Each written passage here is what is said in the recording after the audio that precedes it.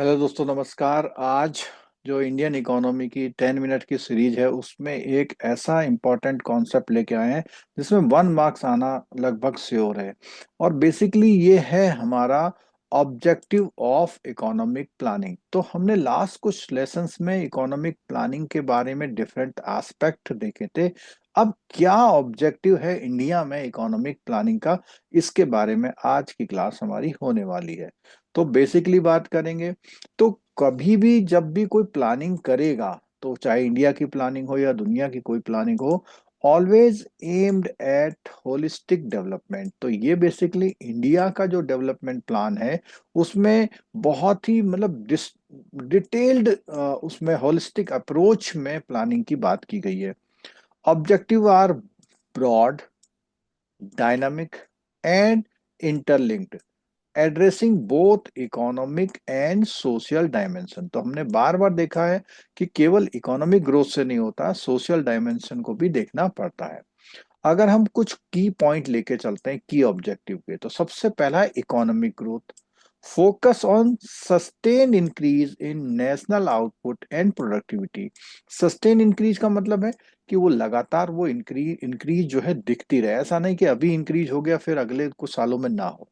साथ में ही long term GDP growth in central aim. तो ये भी ध्यान में रखा कि जीडीपी की ग्रोथ जो है लॉन्ग टर्म हो, ये भी देखा हुआ है। सेकेंड पॉइंट आता है दोस्तों इसमें पॉवर्टी एलिवेशन। गरीबी को हटाना, गरीबी को हटा करके पॉवर्टी को हटाना, ठीक है। Targeted program to uplift the poor. तो हमारे जितने भी जब भी प्रोग्राम आते हैं, प्लानिंग होती है, तो उसमें पुअर को अपलिफ्ट करना यानी पॉवर्टी एलिवेशन पे बात होती है। All governments have introduce scheme to reduce poverty. गरीबी को हटाने के लिए हर गवर्नमेंट ने कोशिश की है और उन्होंने जो अपने प्रोग्राम है इस तरह के बनाए हैं। अगला पॉइंट आता है दोस्तों एम्प्लॉयमेंट जनरेशन। तो एम्प्लॉयमेंट जनरेशन क्या है, क्योंकि ये हमारा क्या है कोर गोल की तरह यूज किया जाता है। Reducing unemployment is a core गोल।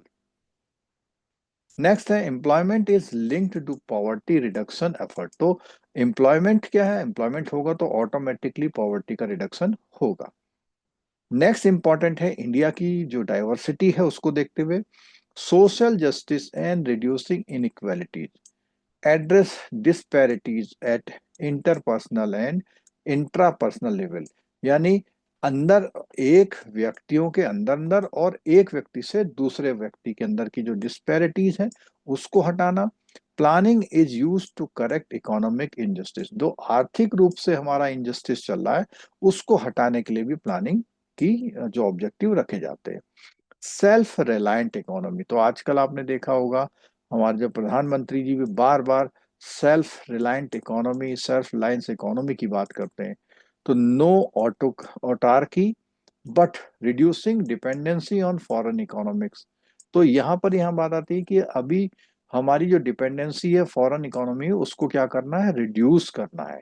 मतलब बिल्कुल वो नहीं करना है कि हम बिल्कुल अपने आप पे हो जाए, लेकिन रिड्यूस करना है। स्ट्रेंथनिंग डोमेस्टिक कैपेबिलिटीज, हमारी तो घरेलू घरेलू कैपेबिलिटीज हैं उनको स्ट्रेंथन करना। मॉडर्नाइजेशन ऑफ इकोनॉमी, अब क्या है जो भी हमारे ट्रेडिशनल सेक्टर है या एग्रीकल्चर है उसको क्या इंडस्ट्रियलाइज करना है।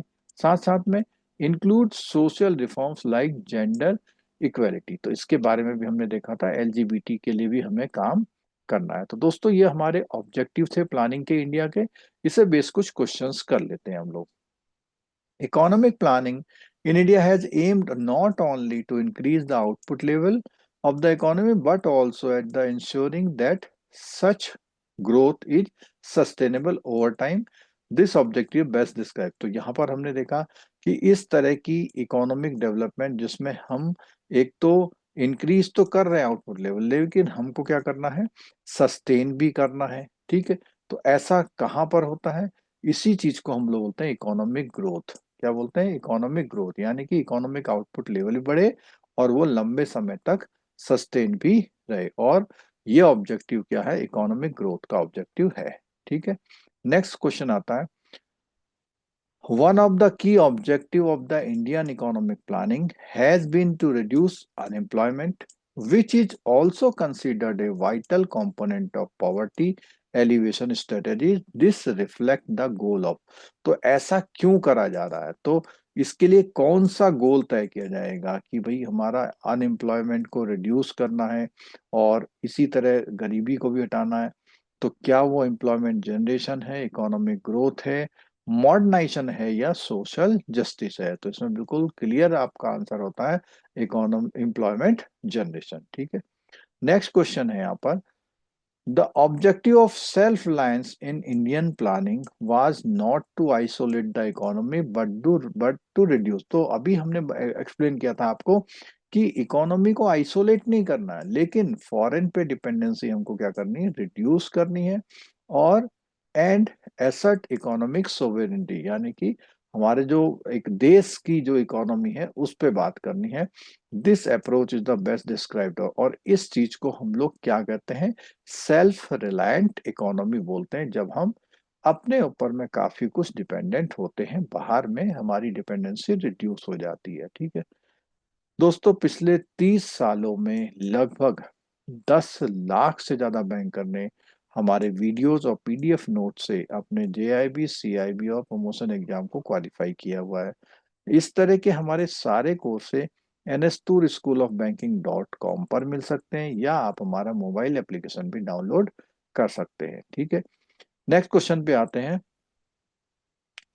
Modernisation in planning India. Modernisation की हमने बात की थी कि भैया अगर हमें इकोनॉमिक ग्रोथ करनी है, प्लानिंग करनी है, तो modernisation in India planning includes not only industrialisation of agriculture but also social reforms such as gender equality this. तो हमें क्या करना है, हमें अपना मॉडर्नाइजेशन करना है, केवल इंडस्ट्रियलाइजेशन पे नहीं, एग्रीकल्चर पे भी करना है, और सोशल रिफॉर्म भी करने हैं। ठीक है। और जेंडर इक्वेलिटी पर भी बात करनी है। तो इसकी अगर हम बात करेंगे, only economic transformation, only technological advancement, holistic modernisation और अर्बनाइजेशन। तो जब हम एक चीज के साथ कई सारी चीजें करते हैं, सबका ध्यान रखते हैं, तो इसको होलिस्टिक मॉडर्नाइजेशन कहते हैं। ठीक है। Which of the following are key objective of economic planning in India?